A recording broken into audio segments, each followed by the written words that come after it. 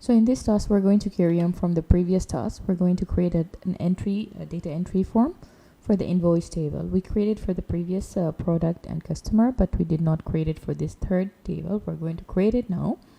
Beside that, we're going to create inside it a subform, which is one of the tools, which will show the customer table. If we had a look at the relationship, you're going to notice that the invoice table is the transaction table or the middle table between the other two tables, and it has a link between the product table and the customer table through using customer ID, and this one is through the product code.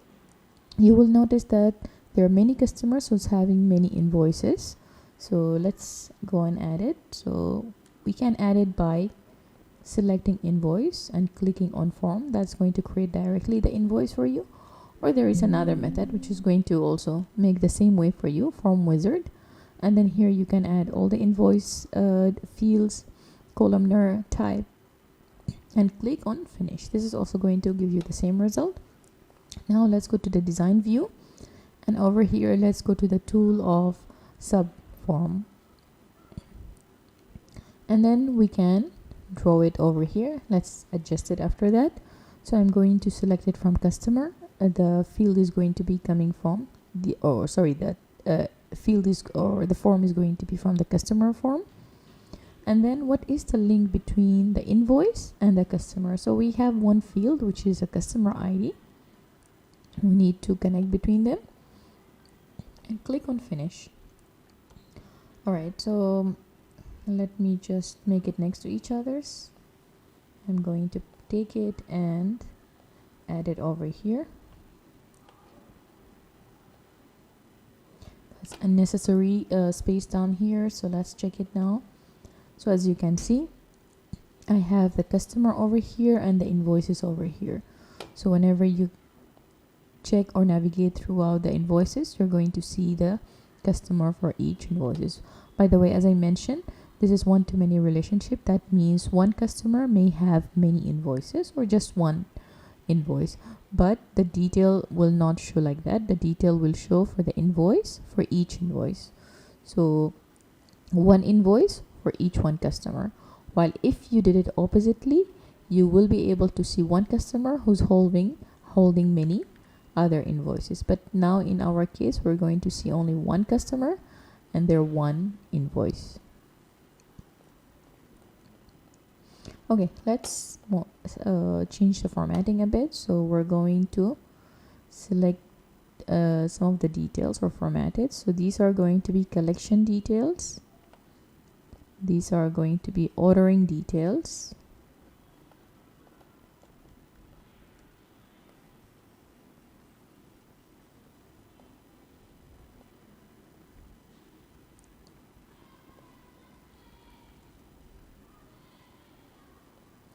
Okay, we can just add some labels over here, for example.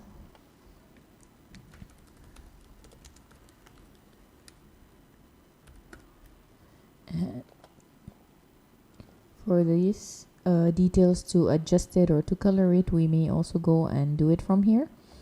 Or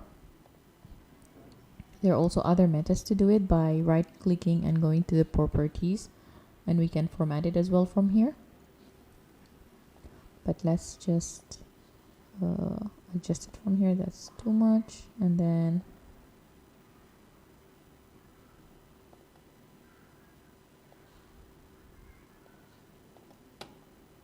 maybe I want to remove the borders around this, so you may go to right click and click on properties, and then go over here and you may choose the back color or the border style. The border style, we can put it as transparent. Actually, is it transparent? And then the border width, it is transparent. Yes. Okay, and the same thing we can apply it for the other title. So I'm going to Control C, Control V, and I will just change to, okay, this was these are the ordering details, so I may take these Okay, one of them is collection details and another is ordering details. So I'm going to put collection details at the bottom and ordering details. I'm going to take it back to the top over here. Okay, now it's better. Okay, and we can remove this customer ID. Actually, we don't need it here. It's already showing over here, so we can just remove it. And this looks like a simple form. And here we go. All right, so that's the end of this task. Let's meet in the next video for the next activity or next task.